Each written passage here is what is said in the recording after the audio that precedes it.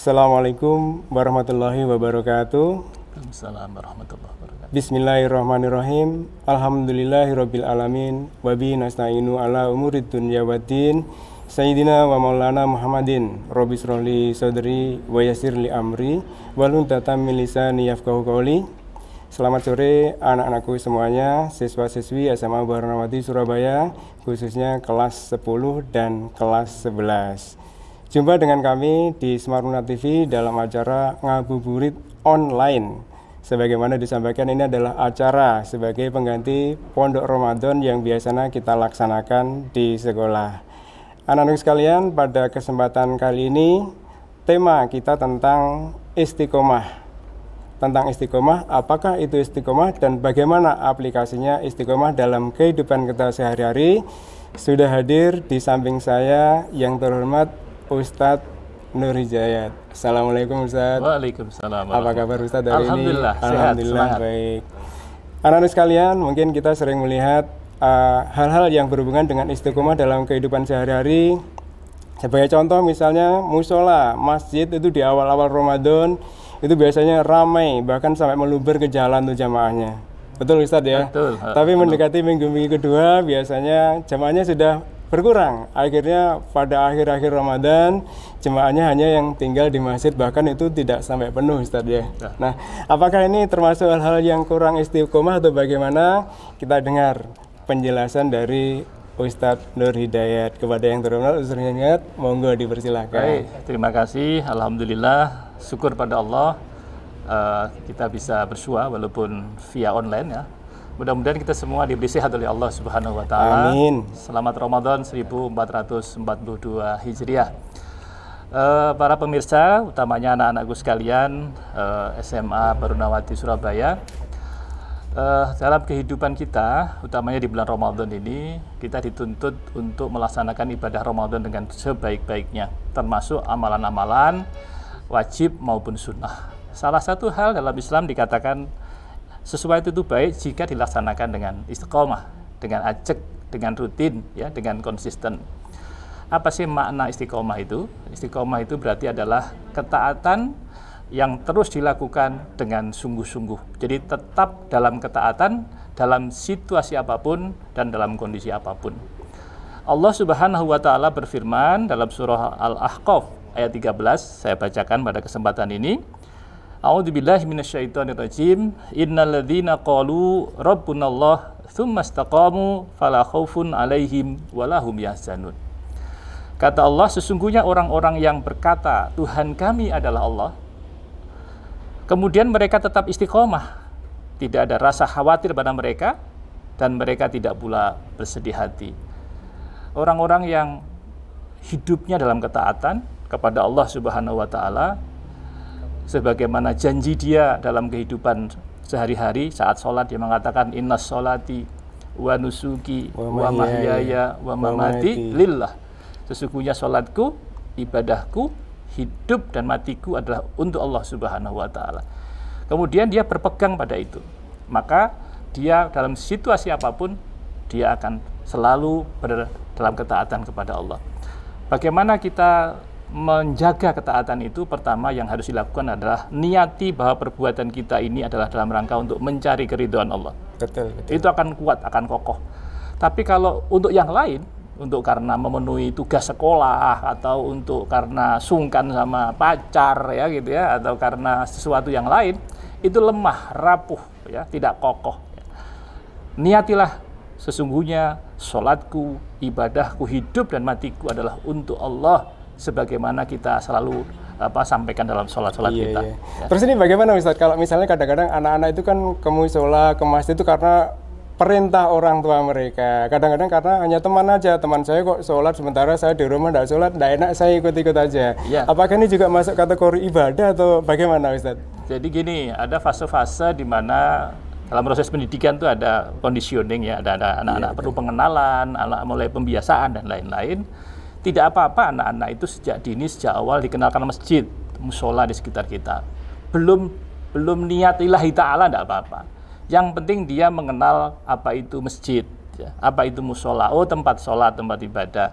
Kemudian dia tahu kaifiahnya masuk masjid itu harus wudhu dulu, ya, harus suci, harus pakai pakaian yang baik dan lain-lain, ya. Itu nggak apa-apa. Tetapi begitu dia sudah masuk balik, ya, SMP lah gitu, atau SD kelas-kelas besar, SMP dan lain-lain, mulai harus ditanamkan pada mereka bahwa apa yang dia lakukan niatilah karena Allah, supaya bernilai pahala, bernilai ibadah. Ya. Tapi kalau hanya karena ikut teman dan lain-lain, ya paling ya hanya main-main aja. Ya. Mungkin ada manfaatnya sedikit, yaitu mungkin dia terelakkan dari kegiatan-kegiatan yang lain lah. Positif lah ke masjid kan, tapi tidak bernilai ibadah karena niatnya tidak untuk Allah. Iya, betul-betul. Ya. Jadi segala sesuatu yang walaupun itu bentuknya ibadah, tapi kalau niatnya bukan karena Allah, bukan lillahi ta'ala, berarti itu tidak hitung dalam ibadah, Pak Nur. Tidak dihitung dalam ibadah dan tidak mendapatkan pahala dari Allah Subhanahu wa Ta'ala. Iya, karena syarat amal soleh, amal dinilai ibadah dalam Islam itu, satu, niatnya karena Allah, dua, caranya mengikuti perintah Allah dan Rasulnya. Itu. Nah, kalau kita sudah ingin hidup kita ini istiqomah, anak-anakku sekalian, maka hendaklah kalian selalu dekat kepada Allah. Ya, dekatlah kepada Allah. Lakukan yang merupakan kewajiban-kewajiban, misalnya sholat 5 waktu, ya, lakukan. Walaupun sulit, walaupun berat, karena ini bagian dari perintah Allah, maka kita sami'na wa ata'na. Saya dengar dan saya taat. Dan itu bagian dari yang mesti kita jalani. Kita tahu anak-anakku sekalian, hidup kita ini sesungguhnya oleh Allah diciptakan itu adalah untuk ibadah. Wa ma khalaqtul jinna wal insya illa liya'budun. Aku ciptakan jin dan manusia di dunia ini, adanya kita semua ini, menurut yang menciptakan yaitu Allah, adalah untuk beribadah kepada Allah. Tentu saja ibadah itu ada ibadah mahdhah, ada ghairu mahdhah. Ada ibadah-ibadah yang tata caranya, waktunya, jumlahnya itu ditentukan oleh Allah dan Rasulnya.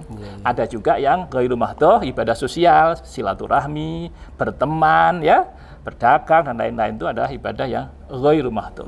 Nah, pada ibadah-ibadah itu semua lakukanlah dalam rangka untuk mendapat keridhaan Allah. Karena ingin mendapat keridhaan Allah, maka kita harus selalu mengikuti caranya Allah.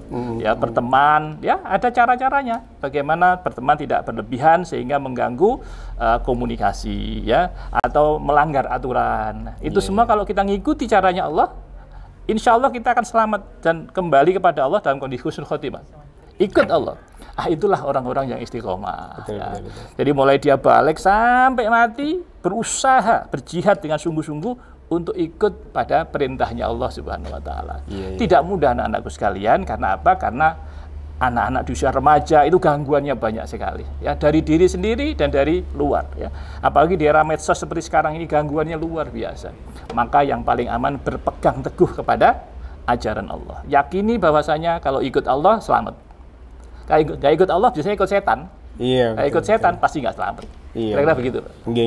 Terus ini bagaimana Ustaz? Kalau misalnya istiqomah itu, apakah dia butuh proses yang lama? Apakah serta-merta dengan beberapa hari atau bagaimana Pak Ustaz? Betul. Jadi istiqomah itu perlu pupuk, ya, perlu disiram, ya, perlu didoakan dan lain-lain, ya. Untuk anak-anak remaja, anak-anak SMA utamanya, kalau ingin hidup istiqomah, carilah teman yang baik. Karena teman yang baik itu adalah cermin bagi kita. Betul. Dia akan mengingatkan kita kalau kita keliru, akan mendukung kita kalau kita bekerja dengan baik, ya. Usahakanlah berteman dengan teman-teman yang baik, walaupun kita bukan anti teman yang kurang baik. Yang kurang baik kita ajak berbuat baik, ya. Tapi sehari-harinya itu usahakanlah berteman dengan orang-orang yang baik, yang tidak merokok, ya, yang tidak minum minuman keras, yang tidak pergaulan bebas, itu hindari semua itu. Karena itu pasti mencelakakan kalian. Berteman dengan orang yang baik itu akan sangat-sangat mempengaruhi kehidupan kita. Yang kedua, punya guru idola yang mau menasihati kita kalau kita keliru. Karena anak remaja cenderung untuk belok kiri, belok kanan, ya, tidak lurus, itu biasa. Kalau ada idola, ada guru-guru yang menjadi murabi kita, yang menjadi tempat kita bertanya, tempat anak muda curhat lah barangkali sekarang bahasanya begitu, ya. Maka gurunya akan menjadi orang yang bisa menasihati, ya. Jadi teman yang baik dan guru yang baik. Dan anak-anakku, tidak ada tempat terbaik kecuali rumah. Hendaklah kalian pulang ke rumah, jangan di mana-mana, ya. Dari sekolah ke rumah, dari masjid ke rumah, dari kegiatan-kegiatan ke rumah, ya. Karena rumahlah tempat terbaik. karena di situ ada pengawasan orang tua, ya. Tapi kalau kalian ke mall, ya, kalian ke lapangan mana yang interaksinya tidak jelas, itu seringkali anak-anak terpengaruh dan tidak istiqomah dalam hidup. Iya, bisa ya. jadi terjerumus ke Betul. hal-hal yang negatif. Apalagi sekarang narkoba, ya, minum-minuman keras itu luar biasa dijual di mana-mana. Iya, betul, kalau ingin selamat, pilih teman yang baik, pilih guru yang baik, ya, dan selalu pulang ke rumah, tidak kemana-mana. Jadi anak-anak tadi sampaikan Pak Nur, untuk istiqomah yang pertama pilih teman yang baik, yang kedua cobalah cari di antara bapak ibu guru atau siapapun, barangkali ustadz-ustadz di kampung atau siapapun yang Anda kenal untuk menjadi ustadz yang dimana kita bisa konsultasi Ustadz ya. Dan yang terakhir, pendidikan terbaik itu ada di rumah. Jadi kalau di rumah ada ayah, ada ibu yang siap untuk membimbing kalian semua. Kalau di luar tadi katanya Pak Nur bisa terjerumus ke sana, terjerumus ke sini, yang akhirnya malah tidak menjadi orang yang istiqomah.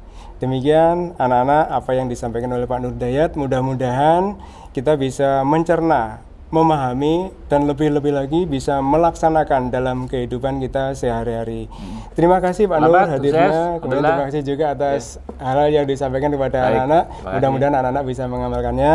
Anak-anak, untuk hari ini sampai di sini jumpa kita dalam Ngabuburit Online bersama SMA Barnawati. Sampai ketemu di Ngabuburit Online selanjutnya. Saya akhiri, wassalamualaikum warahmatullahi wabarakatuh. Waalaikumsalam warahmatullahi wabarakatuh.